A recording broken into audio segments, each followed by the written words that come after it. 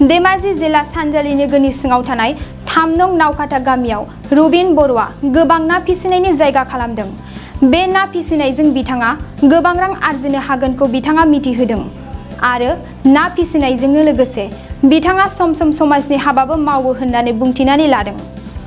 Rubin बर'आ गावनि गोब्राब नाजानायनि गेजेरजों दिनै मोनसे गिदिर ना फिसिग्रा जायगा खालामनानै लानो हादों आरो जाफुंसार जानो हादों। जाय बिथांमोना फरायनानै ओरैनो बेकार थानानै दं एबा साख्रि मोनाखै, बे बिथांमोना ना फिसिनायनि बादै रुबिन बर'नाव थांनानै बिथांनिफ्राय सोलोंनानै लानो हागोन। जेरै ना फिसाखौ माबादि देरहोयो, बिनि थाखाय मा खालामनांगौ, आदारखौ बबे समाव होनांगौ, बेबादि माखासे नेम नितिफोरखौ गावनाव थांनानै सोलोंनो हागोन होननानै रुबिन बर'आ मिथिहोदों।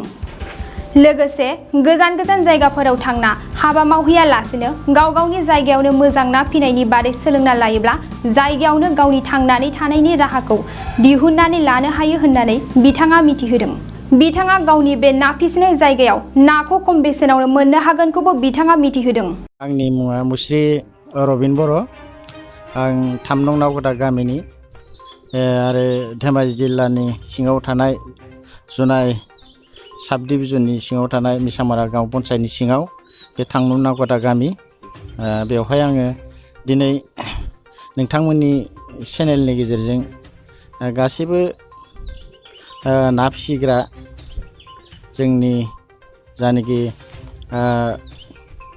खामानि मोननो रोङै बेकार जानानै थानाय नोंथांमोनखौ बे चेनेलनि गेजेरजों फोरमायहरनो नाजायो। मानोना बे ना फिसिनाय आबादाबो मोनसे गावनि जिउ खुंनो हानाय राहा खालामना लानो हायो।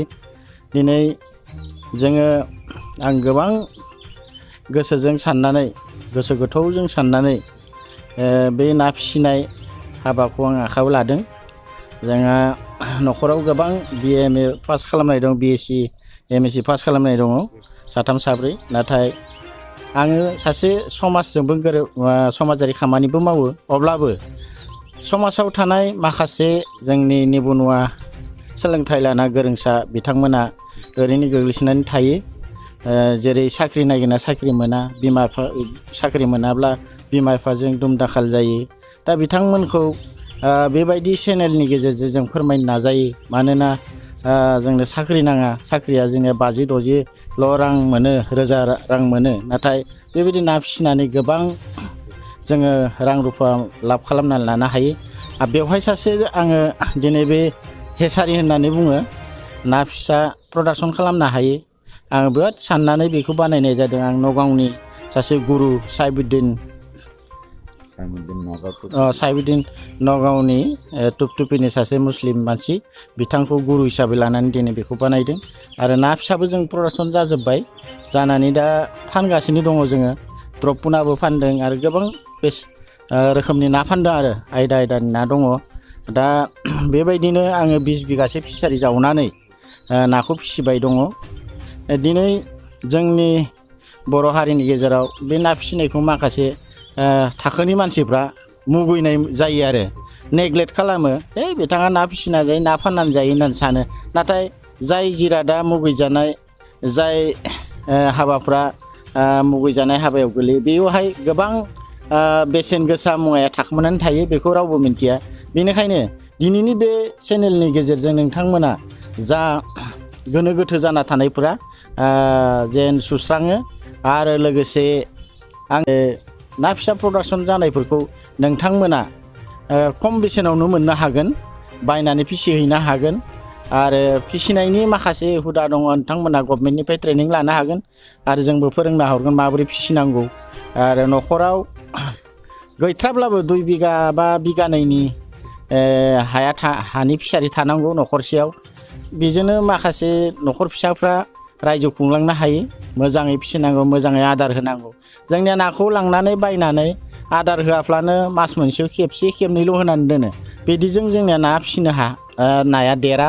मानो होनबा जोङो बिगासे हायाव दै कालिया थायोबा बिगासे हानि दै कालियाव जों 2000 ना होनांगौ, 2000 पिस आरो 2000 पिसाव जोङो दैलि जोंनिया आधा बस्ता माने बै बेसर बा नङाबा बे दैयाव गफंग्रा आदार दं सरकारि आदार बेफोर गोजावग्रा आदार बेखौ होनांगौ आरो माने दैलि होनांगौ ओमफ्राय 3 दान होयोबानो 3 दान होनायनि उनाव जोंनिया नायाबो गोजां बोथोर हाबबा देरथायो नालाय बेनिखायनो 3 दान होनानै दानिफ्राय दैज्लां बोथोरनिफ्राय 3 दान होनानै आदारखौ फिसिनांगौ आरो अब्लानिया नाया देरो माने 3 दानावनो जोंनिया सेरसे जाहैयो आरो सेरसे जाबा गोबां लाब जायो जोंहा 2000 पिस नायाव गोबां जाहैयो आरो नाखौ जोङो गिदिर गिदिरखौ हगारखानांगौ मानो होनोबा द्रपु ना 100 ग्राम 150 ग्राम आरो 80 फिसा 80 बिमासिनि थानाय नाखौ हगारनांगौ आरो फिसारियाव ना फिसाखौ हगार होयोब्ला एकदम उन्दै उन्दै नाखौ हगारोब्ला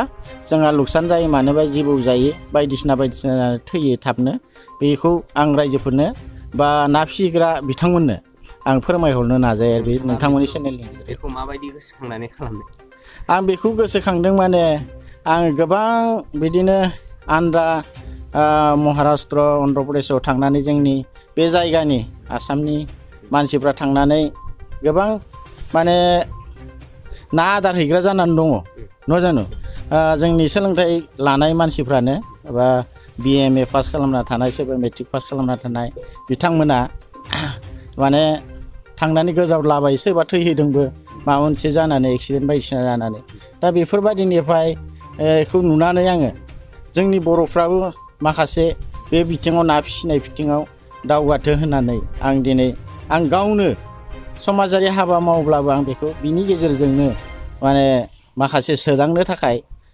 गेना गोरोन्थिफोरखौ बा समाजनि गेना गोरोन्थि जानायफोरखौ सुदांनो थाखाय आं बेखौ मावनाय जादों आरो मानसिफोरनि देखायनो थाखाय दा आं बिदिनो एसे एला प्रफिटबो मोनदों मोनाखै नङा आंनि गुरु दङ साइबुद्दिन जोंहा नगावनि बिथाङानो आंखौ फोरोंजोबदों आरो बिथाङा गोबां आंखौ साहस होदों गोहो होदों जे मानसिया साख्रि नांलाया ना फिसिनानै जोङो गिदिर सासे मानसि धनि जानो हायो बेखौ बुंदों आरो दा जोंनिया बेदिनो आन्ध्रायाव थांनानै गोबाङानो सासेल' फिसाला थानायफ्रा थांनानै थैहैदों अब्ला बै न'खरा लांदां सिन्दां खामायग्रा गैया जायो अब्लाना बिथांमोननि बिमा बिफाया गोदाव सोद्राव जालाबायो आरो माखासे जोंनि गथ'फ्रा मेट्रिक पास जानानै PO पास जानानै साख्रि नागिरबायना मोना आर्मि पुलिस खारनाबो मोनियाव बिथांमोना मा जायो खामानिबो मावनो रोंला न' रोङैयाव दा जोंनि बे माखासे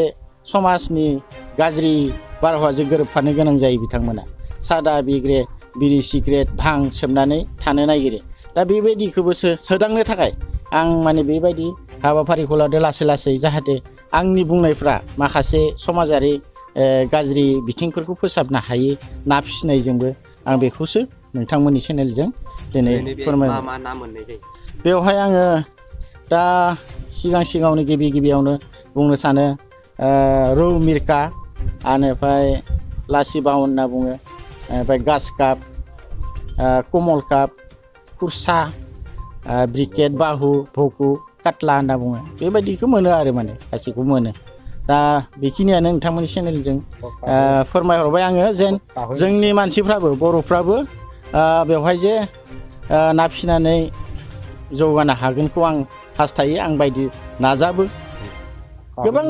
खामानिनि गेजेरजोंबो नोंथांमोनाबो हायो सोरबा गोबां बिजनेस मावनाबो आरो बेखौबो मावबोनो हायो ना फिसिनाया बारा फुंनि मोनानिल'सो आदार होनांगौ नालाय बेबायदि आरो दा जोंनि बेयाव आरो मोनसे जातनि ना दङ बै गरै ना माबाना ना खावैखौबो मोननाय जायो आरो दै नाखौ जाबाय दिनै एसेनो रायजोफोरखौ आं बे नोंथांमोननि चेनेलजों बेखौनो आं फोरमायहरबाय आरो जाहाथे इयुनाव माबाफोर सोंनो थाब्ल'ब्ला सोरबा रायजोफ्रा माबाफोर सोंथि सोंहरोब्ला नोंथांमोननि चेनेलजों अब्ला आं बेखौ उनाव फिननाय होगोन आरो নগাঁৱৰ পৰা আহিছোঁ এই চিলাপাতাৰ চিপুন চাপৰি নাওপৰা মানে মাছৰ পোনা পটাশ্যনটো কৰিব লাগে মানুহ আজিকালি মানুহ মানে পটাশ্যনটো কৰিলে মাছৰ বিজনেছটো কৰিব লাগে মাছৰ বিজনেছটো নকৰিলে মানে মানুহ কেৰালা চেন্নাই ঘূৰি ফুৰে যা তা ঘূৰিলেতো লাভ নাই মাছৰ পটাশ্যনটো পিছাৰি এটা কৰিব লাগে পিছাৰি কৰি পেলাই মাছ মেলিব লাগে মাছৰ পটাশ্যনটো ভাল কিন্তু এনে চাকৰি কৰিলে কি লাভ হ'ব চাকৰিত একো নাই নহয় আমাৰ নিচিনা এটা মানুহ 50,000 টকা দৰমহা পালেও মোৰ পৰিয়ালটো চলাব নোৱাৰিম। চাকৰি কৰি কি লাভ আছে? চাকৰি নাইও, আৰু চাকৰি নাই বুলি মানে এইটো কাৰবাৰটো কৰিছোঁ। চাকৰি থাকিলেতো কাৰবাৰটো কৰিলে হ'লে। নগাঁৱৰ পৰা আহি পেলাই চিলাবাটাৰ চেপুন চাকৰি নাওপৰাত আহি পেলাই মাছৰ প্ৰডাকশ্যনটো হেচাৰিংটো মই নিজে আমাৰ মালিকক লগত লৈ বনাই পেলাই কৈ মানুহকেইটা উন্নতি কৰিম। মানুহকেইটা উন্নতি কৰিব লাগে, তেনেহ'লে যেন মানুহ চলিব পাৰিব। এনে মাছৰ প্ৰগ্ৰামটো বিৰাট ভাল, এইটো বিজনেছটো বিৰাট ভাল। মানে মানুহৰ মানে মাছ খাবই লাগিব, কাৰণ এইটো লোকেল মাছ হয়। ইয়াৰ পৰা লোকেল ইয়াতে ছাপ্লাই হ'ব। আৰু এইটো কেনেকৈ কৰিব লাগে?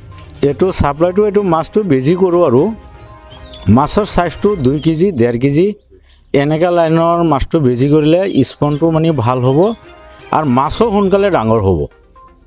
তাৰপাছত আকৌ মানে মাছৰ মানে দানাটো খলিয়াটো খুৱাব লাগিব, মানে খলিয়া খুৱাব লাগিব। খলিয়া নখুৱালে আজি মাছ 1 কুইণ্টেল এৰিছোঁ, পোনা মাছ 1 কুইণ্টেল এৰিছোঁ, খলিয়া দানা চানা নিদিলে আকৌ এইটোতো নহ'ব নহয়।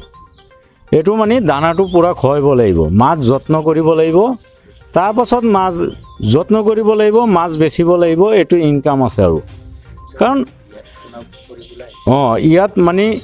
ইয়াত আমি চিলাবাটাৰ চেপুন চাকৰি নাওপৰাত আহিছোঁ পোনাৰ প্ৰডাকশ্যনটো মই কৰিবৰ কাৰণে, কাৰণ শিকাইবৰ কাৰণত আহিছোঁ। নগাঁৱৰ পৰা ইয়াত শিকাইবৰ কাৰণত আহিছোঁ। আৰু কাৰণ ছবি যেন আজি ইয়াত আহিছোঁ চিলাবাটাৰত, মানুহে যদিন 20টা মানুহ ঠিক কৰিব পাৰোঁ, কিমান হাজাৰ হাজাৰ বিঘা মাটি পৰা আছে, মানুহকেইটা বেকাৰ পৰি আছে। এই ডাঙৰ ল'ৰাকেইটা আজি চাকৰি বাকৰি নাই, কিন্তু এইটো মাছৰ বিজনেছটো কৰিব লাগে, কাৰণ চাকৰি টাকৰি নাই। চাকৰি থাকিলে চাকৰি কৰি ল'লে, এতিয়া চৰকাৰে চাকৰি নিদিয়ে, এতিয়াতো আমি চলিব লাগিব। এইটো কাৰণে মই ইয়াত প্ৰডাকশ্যনটো শিকাবৰ কাৰণত আহিছোঁ। মোৰ কাৰণত মানে আশীৰ্বাদ কৰিব ৰাইজে। মোৰ নামটো চাইমুদ্দিন, মোৰ নগাঁও টুকটুকি ঘৰ, নগাঁও টুকটুকি ঘৰ, মোৰ নাম চাইমুদ্দিন। কিন্তু ৰাইজে আশীৰ্বাদ কৰিব, মই যদিন মানুহ বনাব পাৰোঁ, কাৰণ কেৰালা চেন্নাই কাম কৰি থাকে, এইকেইটা মানুহক যদি বনাব পাৰোঁ, হাজাৰ হাজাৰ বিঘা মাটি আছে ইয়াতেই পাব। মানে চেপুন চাকৰি নাওপৰাত মাছ পাব, মই ইয়াতেই থাকিম। মই নগাঁৱৰ মানুহ, ইয়াতেই থাকিম। ইয়াত থাকি মই ইয়াতেই প্ৰডাকশ্যন কৰিম। মোটামুটি মাছ ইয়াৰ পৰা য'ত য'ত লাগে ৰেটও মানে অকণমান কম ৰেটত দিম। মানে নগাঁৱৰ পৰা যিটো মাছ আহে 400 টকা কেজি, 500 টকা কেজি যিটো আহে এইটো 400ত দিম, 100 টকা কম দিম। কাৰণ গাড়ী ভাড়া, পুলিচ খৰচটো বেছি হৈ যায়। কাৰণ নগাঁৱৰ পৰা আনিলে 500 টকাৰ নিচত বেচিব নোৱাৰোঁ। ইয়াত মানে আমি প্ৰডাকশ্যন কৰিলে মোৰ গাড়ী ভাড়া নালাগে, পুলিচ খৰচ নালাগে, পুলিচেও ডিমাণ্ড দি পইচা লয়, এইটোও নালাগে। মোটামুটি ইয়াৰ পৰা 400 টকাৰ ৰেটত মাছ নিব পাৰিব। মানে য'ত য'ত মানে জোনাইতো আমাৰ মালিকৰ চাইনবোৰ্ড আছে, চিলাবাটাৰতো আছে। মোটামুটি কালেকশ্যন কৰিব, ইয়াৰ পৰা মাছ নিব পাৰিব। আৰু এইটো হেচাৰিংটো বনাইছোঁ, মানে ধুনীয়াকৈ বনাইছোঁ, ভালকৈ স্পনো বনাইছোঁ। স্পনটো এতিয়া দেখাই দিম ৰাইজক। স্পনটো বনাইছোঁ, মানুহকেইটা এতিয়া চাবলৈ আহিছে, আৰু গাঁৱৰ মানুহ আহিছে আৰু চাবলৈ। চাই পেলাই মানে 2 পইচা ইনকাম কৰিব পাৰিব। যেনেকৈ কৰিব এনেকৈ কৰিব লাগে। কিন্তু মাছকেইটা চাবলৈ আহিছে মানুহকেইটা, আকৌ মাছকেইটা চাবলৈ আহিছে, দেখি পেলাই ক'লে এইটো কেনেকৈ বনালে, তাৰপাছত কৈছোঁ মাছৰ ডাঙৰ মাছৰ বেজি কৰি পেলাই বনাইছোঁ। কাৰণ ইয়াত কাৱৈ মাছ বনাইছোঁ, কমলঘাট বনাইছোঁ, ৰৌ মিৰ্গা বনাইছোঁ, গোটেইকেইটা মাছেই বনাইছোঁ আৰু বেজি কৰি। এতিয়া মানুহকেইটা চাবলৈ আহিছে, আৰু এই মানুহকেইটা মোৰ কাৰণে আৰু দহ কৰিব। আৰু गोजोनथाव खौरां, नोंथाङा देग्लायनि बैसागु बोथोराव बर' हारिनि हारिमुनि गोदान गोदान आगर एरनायनि दख'ना गाननो लुगैदोंना? नोंथाङा जिंगा दासि। बर' हारिनि हारिमुनि बायदि आगरनि दख'ना गाननो मोजां मोनग्रा आइजोफोरनि थाखाय मोनसे गोजोनथाव खौरां। नोंथांनि थाखाय दं जोंलारि दख'ना गला। बे गलाया क'क्राझार सहरनि साखाथियाव थानाय खोदोमतला सोरांफुरियाव दं, जेराव नोंथाङा मोननो हागोन गुबुन गुबुन रोखोम आगरनि दख'ना, जेरै आगर गुबै, आर'नाइ, फारौ मेगन, दावराइ मोख्रेब, बिदन माथा, बिदन आगर, जिं आगर, इन्दि जि आरो मुगा बायदि बायदि। गावखौ समायहोनो गोसो जानाय आइजो एबा गाननो गोसो गुदुं जानाय आइजोफोरा 9365598157 आरो 9365582232 बे जानबुं अनजिमायाव जगाजग खालामनो हागोन।